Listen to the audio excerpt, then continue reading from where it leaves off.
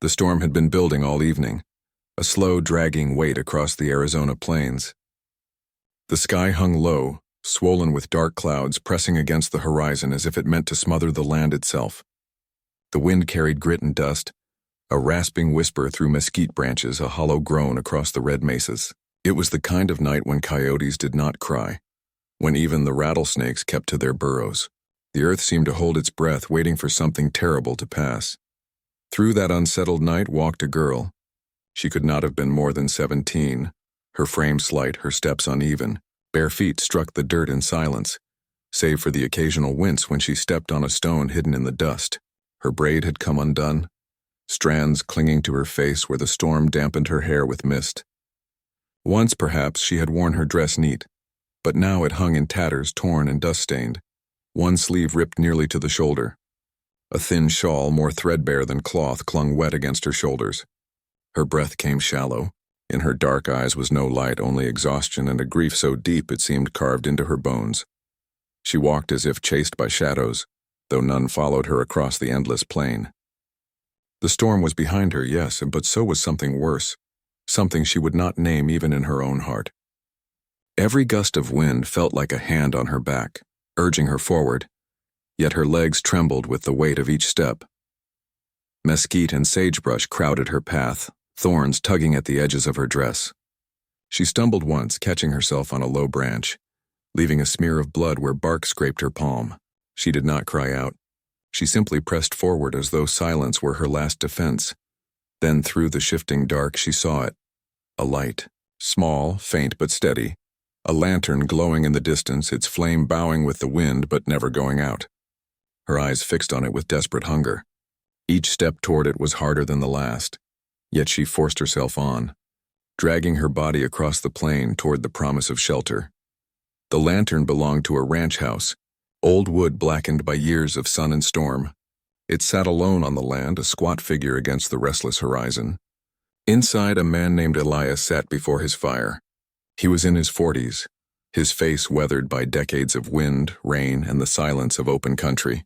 Deep lines framed his eyes, not unkind lines, but those carved by solitude. His hands, rough with old scars, cradled a tin cup of coffee, its steam rising faintly into the dim light. A rocking chair creaked beneath him, moving with the rhythm of habit rather than thought. Elias was a man who had grown used to the company of fire, cattle, and silence. It was silence, in fact, that first alerted him, or rather the break of it. A soft thud on his porch, the scrape of wood beneath a body collapsing. His chair stilled. He set the cup down without a sound and rose, boots heavy on the floorboards. Opening the door, he found her there. The lantern light fell across her face, pale beneath the dust. Her braid hung loose over her shoulder, her lips cracked, her arms marked with bruises not made by the desert. For a heartbeat, she lifted her eyes to his, hollow eyes stripped of words yet filled with something he understood instantly. She did not need to speak. He knew. Elias bent and lifted her into his arms. She weighed almost nothing, yet every tremor in her body spoke of the burden she carried. Her shawl slipped as he carried her inside, revealing shoulders marked by more than storm. He did not stare, did not ask. He only laid her gently on the bed near the fire, covering her with an old quilt that smelled faintly of cedar and years of solitude. She did not resist. She did not thank him. She simply curled into the blanket, eyes staring at the rafters as if they were the stars of some other sky she once knew. Her breathing steadied, though each inhale seemed to cost her strength. Elias stood over her for a long while. The storm rattled the shutters, the fire popped, but he did not move. His hands curled into fists, then released. He had seen wounds before, on cattle gored by longhorns, on neighbors torn in raids, on himself when knives had drawn blood in younger years. But the look in her eyes, that was something deeper, something no rifle or rope could heal. Finally, he stepped back. He returned to his chair, though he did not touch his coffee again. The rocking resumed, slower this time, the sound of wood against wood filling the room like a heartbeat. The girl did not sleep, but she did not rise either. She clutched her braid against her chest, the way a child might clutch a talisman, as if it were the last thread keeping her whole. Outside, the storm dragged across the plains, scattering dust like ashes over the earth. But inside the cabin, a lantern burned steady, casting light on two lives, and one broken, one weathered, drawn together by the quiet necessity of survival. And though no words had been spoken, something fragile had been set in motion. A flicker of hope, thin as a thread of flame in the wind, yet strong enough to keep the dark at bay. Dawn crept slowly into the cabin, pale and uncertain. The storm of the night before had passed, but its remnants lingered. A dampness in the air, a hush across the plains, the faint smell of wet dust drifting through cracks in the shutters. Light filtered in slivers through the broken wood, striping the floorboards in gray-gold lines. The fire in the hearth had burned low to embers, glowing faintly, breathing warmth into the silence. The girl lay on the narrow bed against the wall, wrapped in an old quilt that smelled faintly of cedar smoke and wool. Her body trembled, not from the cold alone, but from something deeper that clung to her like the night itself. Her dark eyes stared upward at the rafters, tracing the rough grain of wood as though it might hold her together if she did not look away. Each breath came shallow, as though even air carried weight. Elias moved about the room with quiet care. He kept distance, not wishing to crowd her, not wishing to break the fragile stillness she had gathered around herself. He poured water from a clay jug into a tin cup, setting it near the fire where its chill would ease. Then he cut a slice of bread, coarse and plain, and laid it on a small wooden plate. He did not place them beside her. He set them within sight, close enough for her to reach if she wished. "You should drink," he said at last, his voice low, worn from years of disuse. The girl did not answer. Her eyes flicked toward the tin cup, then back to the rafters. For a long time, neither moved. Then slowly, with hands that shook more from memory than weakness, she pushed herself upright. She reached for the cup as though it might vanish, clutching it in both hands, and drank in small sips, water running at the corner of her mouth. Elias did not look away, but he did not stare either. When she set the cup down, he nodded once, almost to himself. "There's bread if you'll have it." Still she gave no words. Her fingers brushed the edge of the plate, hesitated, then took the slice. She ate without lifting her gaze, chewing in silence as if each bite were an act of endurance. Elias returned to the chair by the fire, lowering himself with the slow heaviness of a man who had learned patience in long solitude. He did not press her, though the questions pressed on him. Her name, where she had come from, what had been done to her. He let them lie unspoken, for her silence told him more than words would. He studied her from the corner of his eye. The quilt clutched around her shoulders seemed both shield and shroud. Her hair, dark and tangled, fell over one side of her face, the braid she had clung to in the night lying across her chest. Her hand rested there still, fingers wrapped around the braid as if it were rope, as if letting go meant drowning. He understood. He had seen men cling to tokens after battle, a medal, a letter, a scrap of cloth, things that anchored them when the world had stripped everything else away. For her, the braid was more than hair.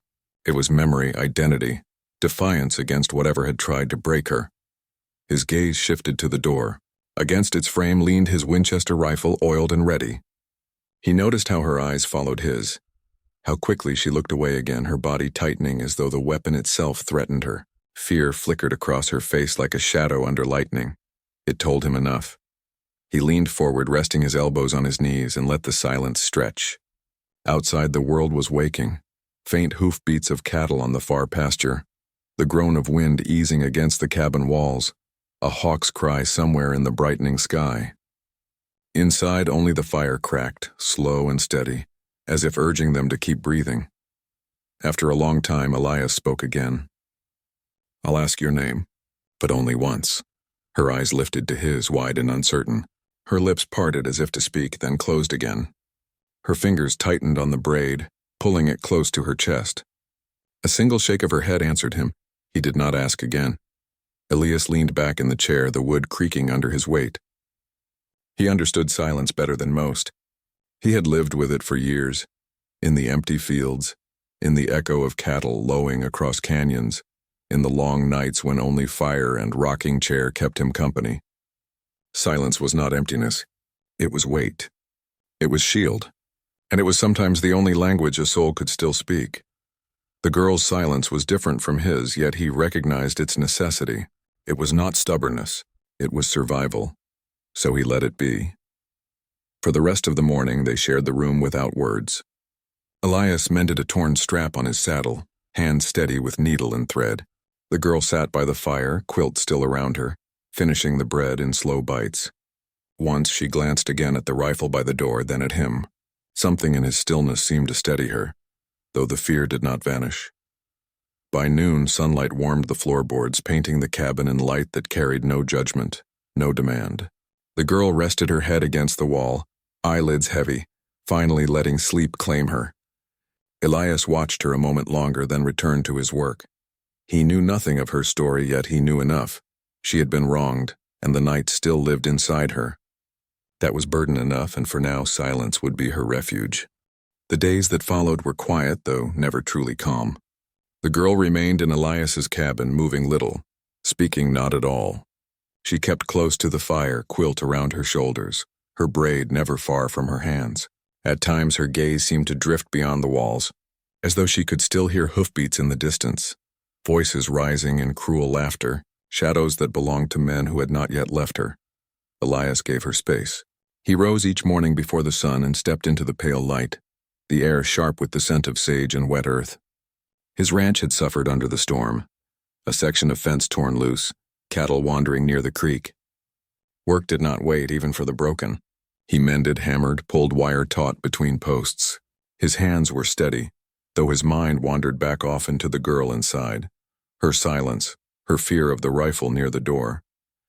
It was while following strays northward that he found the first sign.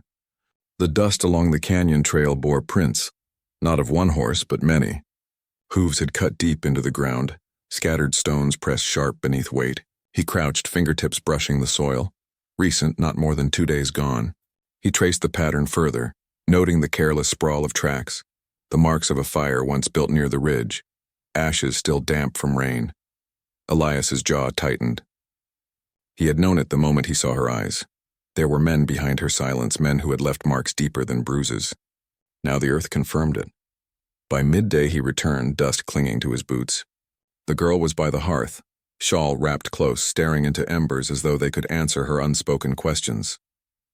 When he entered, her eyes flicked to him, then to the dirt on his boots, the set of his shoulders.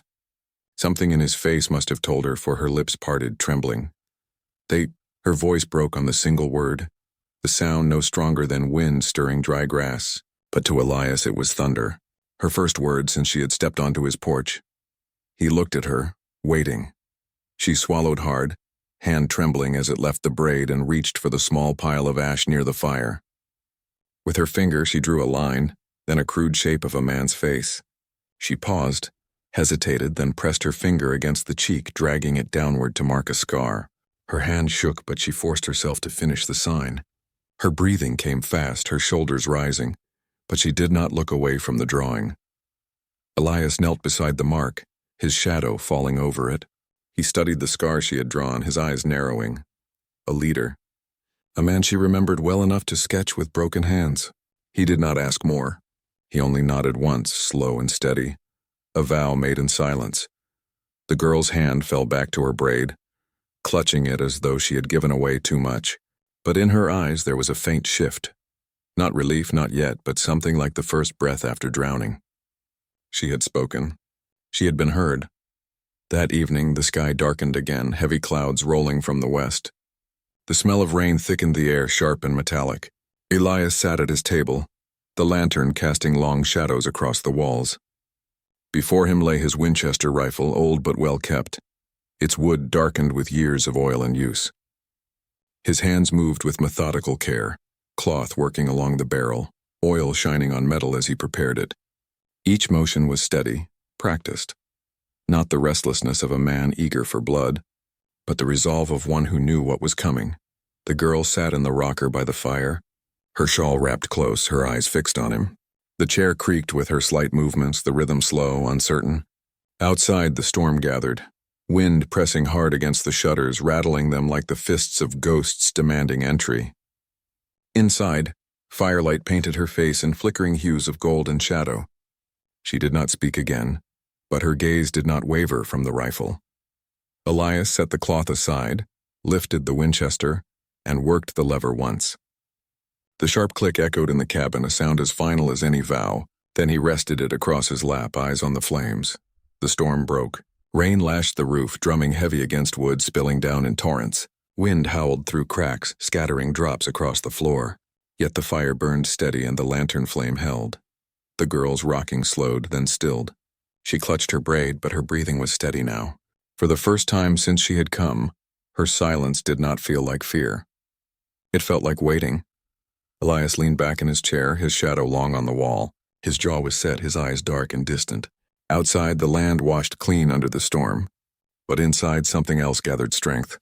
Not the rage of sudden vengeance, but the iron resolve of a man who had chosen. The storm rattled the shutters, but within the cabin resolve grew. Dawn came thin and pale, spreading across the plains with the silence of a blade drawn from its sheath.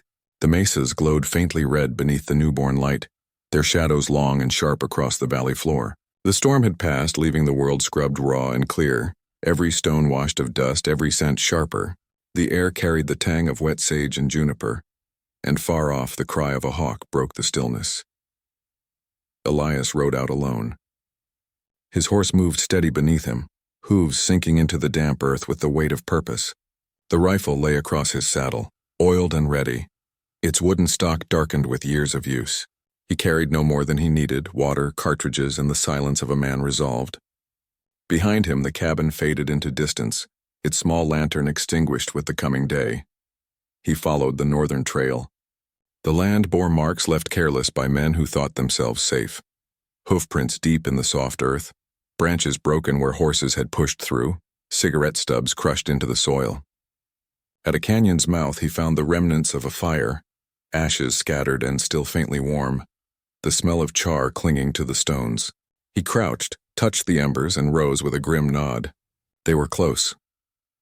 The canyon opened before him, vast walls of sandstone rising on either side, their faces painted by centuries of sun and rain. The place carried silence like a church, every sound echoing twice before it died. He moved with patience, horse stepping carefully along the narrow trail. Hours stretched thin, each one heavy as a year. At last he saw them. The gang sprawled near a creek that wound through the canyon floor, their horses grazing loose among the cottonwoods. Some men slept in the shade, hats over their eyes, while others laughed and tossed cards onto a blanket. One man stood apart, the scarred one, his cheek carved by a deep line of old violence. He sat on a stone, a knife in his hand, whetting it with long, slow strokes. His laughter carried harshly through the canyon, grating against the still air. Elias reined his horse to a halt. He studied them from a rise, eyes narrowing, breath steady. The rifle lay easy across his knees, as natural in his hands as any tool. He did not rush. He had learned long ago that justice was not in haste, but in certainty. The scarred man laughed again, tossing his knife in his hand, catching it by the hilt. The sound struck Elias like a hammer. That laugh had lived in the girl's silence, carved into her trembling hands. That laugh had followed her across the plains, and now it rang careless in the morning light. Elias lifted the rifle. The canyon held its breath. The shot cracked like thunder, shattering the silence into 1,000 shards. One of the men near the creek fell backward, hat spinning from his head. Horses reared, eyes wide, scattering in panic. Cards flew like leaves in the wind, men scrambling, shouting. The echoes rolled against the red walls, repeating the shot again and again until it seemed the canyon itself condemned them. Chaos erupted, but Elias did not falter. He worked the lever, fired again, the report echoing. Another man fell. Panic surged among the rest, guns pulled, bullets whistling wild into stone and air. Elias stayed above them, his horse steady beneath him, his aim calm, deliberate. He was not fighting with rage. He was delivering reckoning. The scarred man leapt to his horse, abandoning his men without pause. He spurred hard, fleeing into the brush along the canyon side. Elias saw him, jaw tightening. He shifted in the saddle, spurred his own mount, and gave chase. The canyon narrowed, walls pressing close, the ground uneven with boulders and dry brush. The scarred man ducked low, his horse lathered with sweat, scrambling across the rough ground. Dust rose behind him in thick clouds, clinging to the air like smoke. Elias followed, the rifle strapped across his back now, his hands sure on the reins. His horse lunged forward, nostrils flaring, hooves striking sparks from stone. The canyon roared with the chase, the pounding of hooves, the ragged breath of men and beasts, the shouts that echoed off stone. Ahead, the scarred man glanced back, his face twisted with fear. The old wound on his cheek stood out stark, pale against the red dust. His eyes widened as he saw Elias closing, not relenting, not slowing. Elias's breath came steady. His mind narrowed to a single point. The man who had laughed. The man who had broken the girl's silence. One rider against another. Predator against prey, yet in that canyon of echoes. The weight of the land itself seemed to ride with Elias. The scarred man pushed harder, his horse stumbling, nearly pitching forward. Dust blinded him. Stones clattered loose beneath his hooves. Desperation drove him, but desperation had no patience, no steadiness. Elias pressed on, gaining with every stride, his shadow stretching long across the canyon floor. The canyon twisted, the creek flashing silver in the light. The scarred man veered hard, seeking escape among the rocks, but Elias was there, close, relentless. He reached for the rifle, steadying it one-handed. The barrel gleaming in the sun, the chase thundered on, echo after echo ringing back from the red walls, and Elias followed silent, unyielding, carrying justice into the canyon where cruelty had thought itself safe. The canyon did not keep him. By dusk, Elias rode back across the plains, dragging behind his horse a man bound at the wrists, dust clinging to his clothes, rage clinging to his eyes. The scarred leader stumbled, cursing, spitting blood into the dirt each time the rope jerked him forward. He stumbled but did not fall long. Elias gave no slack, no mercy, pulling him through the mesquite and the sage until the ranch house rose dark against the horizon. The girl waited on the porch. She stood barefoot, shawl drawn close, her braid hanging uneven over her shoulder.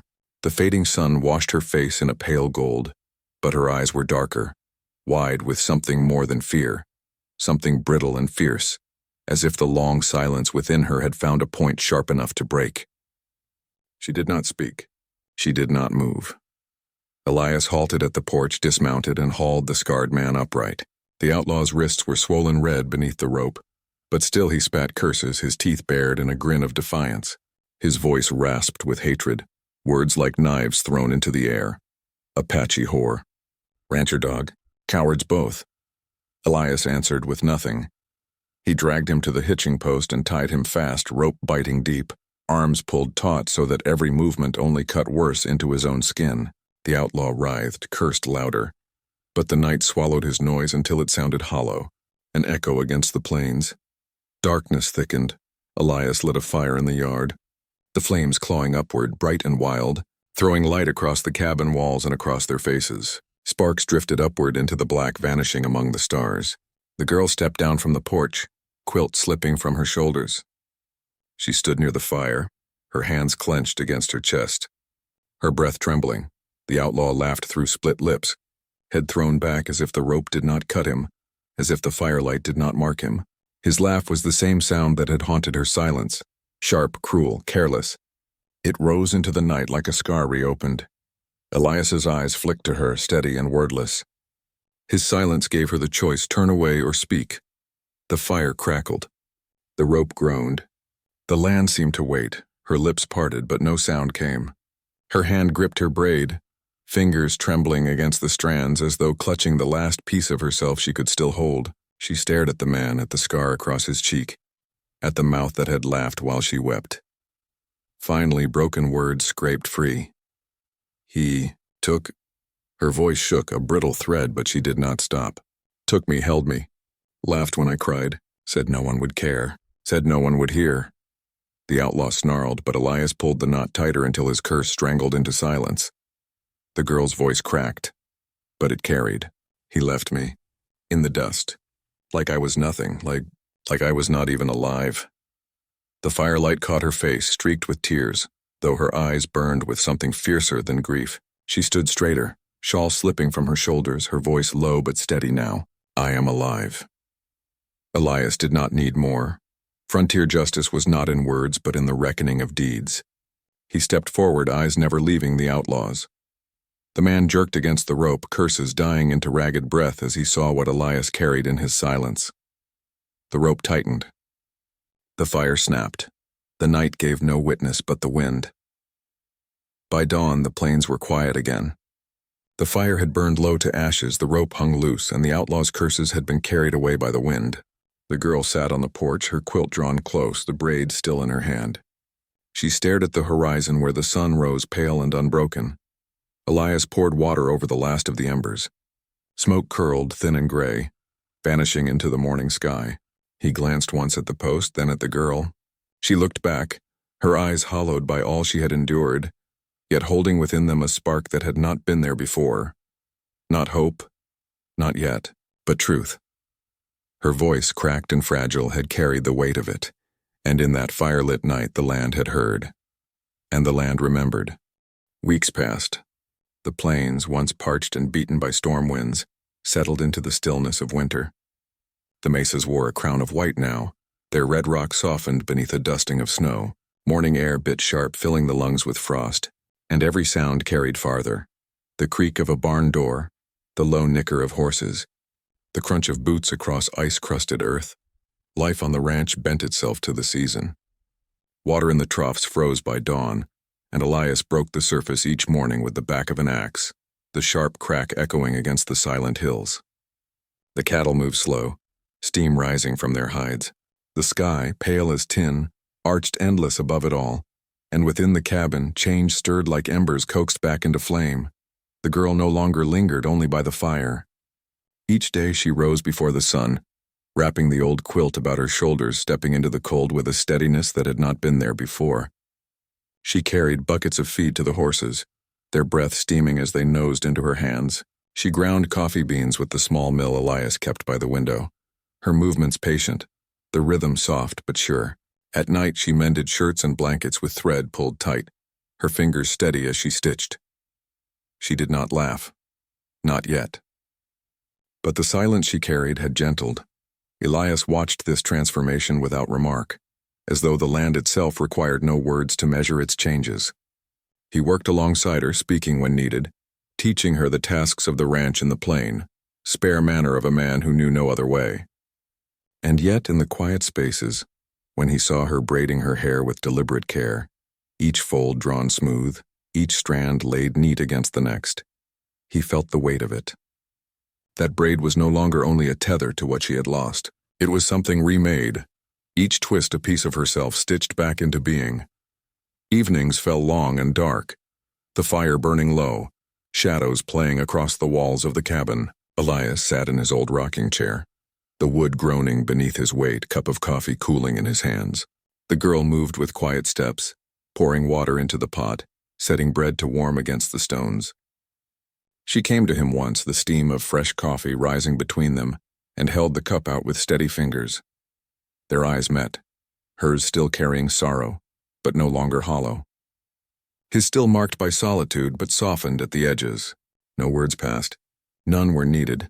For a moment the fire cracked, and outside, snowflakes swept across the window, erasing the last of the tracks in the dust.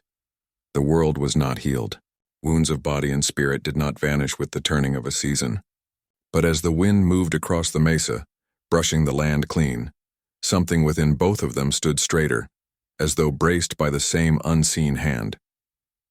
The girl carried her silence differently now, no longer as a weight that bent her, but as a strength that steadied her.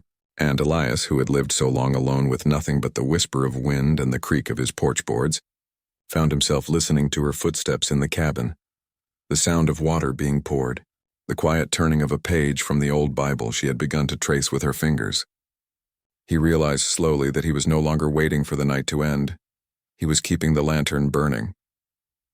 One evening, as snow swept hard across the plains and the fire dimmed, Elias set another log on the flames. The girl sat at the table, her shawl draped around her shoulders, her hair freshly braided, the length falling smooth down her back. She lifted her gaze toward him, not speaking, only holding his eyes. In that silence he felt the bond that had formed. Not pity, not charity, but endurance shared, the kind the land itself carved into all who stayed upon it. Outside, the wind howled and the snow deepened. Inside, the lantern's glow held steady. The mesa stood eternal, crowned in white as the season turned.